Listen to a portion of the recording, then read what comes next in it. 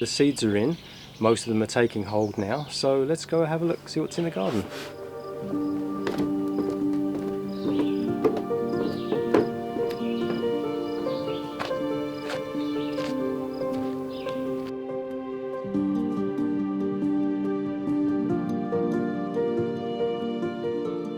Well, now we know the difference between red onions and white onions. This is a red onion because it's red. This is where they are. This is where we planted them. We're 3-4 weeks later and they're doing really beautifully. They don't like the weeds that are in around them. I've got to get in there and get the weeds out. Generally I don't pull weeds out of everything. They act like natural mulch, they act like cover for insects, and all of those things enrich the environment. So I like to leave weeds in my garden, which is basically because I'm lazy, but they are helpful, honestly.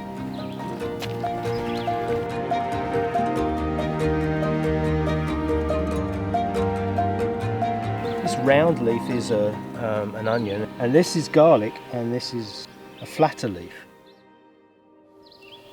It's absolutely totally garlicky, good in salad now.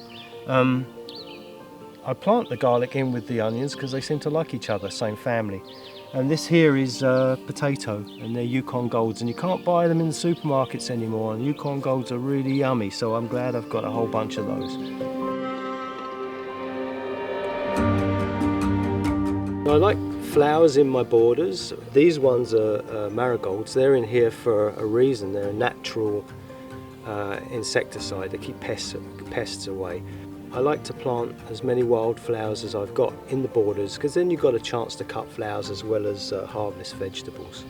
So these are Amish paste tomatoes. They're good for sauce and they're good to eat in salad, so they're kind of dual purpose tomato. But they're not doing very well. I'm a bit worried about them. They got nipped in the frost the other day. They seem to be recovering, but I'm not sure whether they're going to make it. So I've put some of the chicken bedding in. Usually you would let a strong fertiliser like chicken muck sit for a couple of years, but because the chicks are so small and they're eating starter food, it's probably not that toxic in these levels. So I've scattered it around and watered it in, and hopefully that will give this soil the boost it needs to bring the tomatoes up. Because the other thing, this being the first year, I haven't really amended the soil. This is completely natural, bit of ash, but the chicken poop's going to help amend it. Also acts as a mulch, and that might have been the problem around the roots of the tomato too. So just giving everything the best start I can, and keeping Jelly Bean out of this, because this is like snacks to him. But I don't recommend that. He doesn't have chutney with him.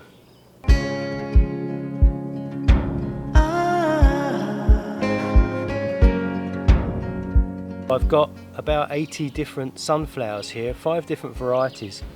Sunflowers are beautiful for cut flowers, but also the energy value, the protein value in their seeds is incredible. In fact, useless fact, the centurions of Rome used to march on 1 pound of sunflower seeds a day. So that's all that they would have while they were taking over England and the rest of the world. Just 1 pound of sunflower seeds, keep them going all day. So we've got enough to feed a legion here. Yay!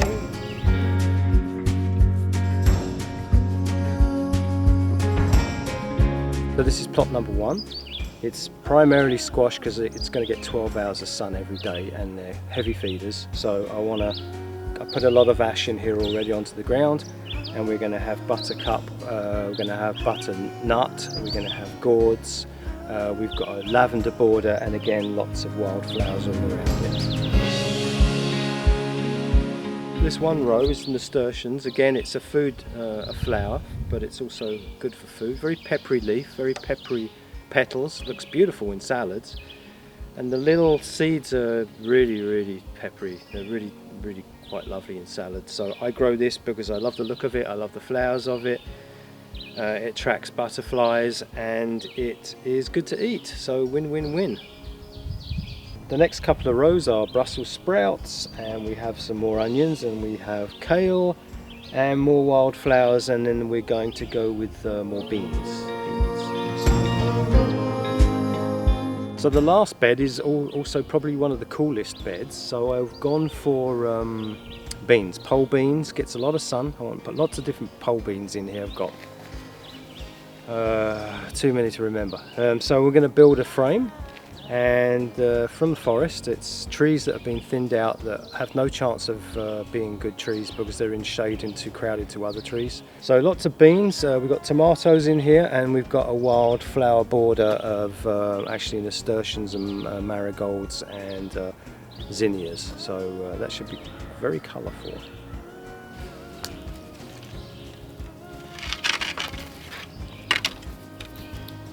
So I pulled these out of the forest the other day. The saplings growing too close together. Nice maple, strong maple, and I shall be making some bean poles with them and some tomato frames in another episode.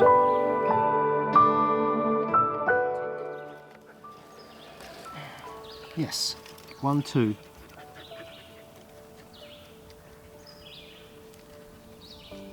This is an American toad, I can tell by his accent.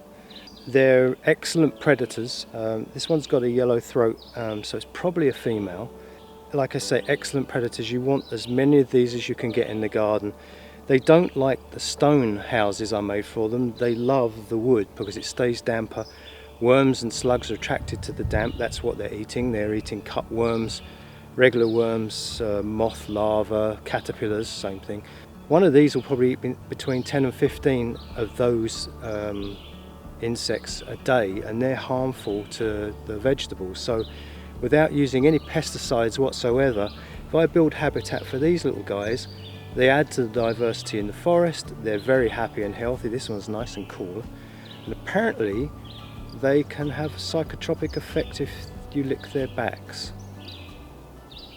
I'm not going to do that because that would be very silly.